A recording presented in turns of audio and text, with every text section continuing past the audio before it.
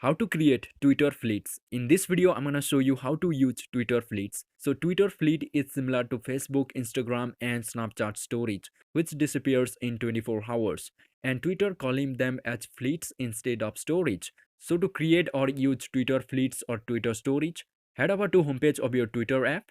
And here you can see these profile icons. So these are just similar to storage.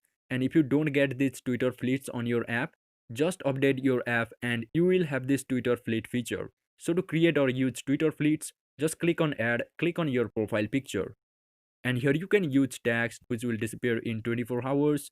And here also you can use picture from your gallery. Also you can use photo from your camera and also video as well. You can choose different pictures from your gallery and you can add text in those pictures. You can make that text bold and you can add background to the text. You can use different background colors, and to upload your Twitter stories or Twitter fleets, you can just click on fleet. And let's go back, and here you can see this is your Twitter fleets or Twitter storage which will disappear in 24 hours.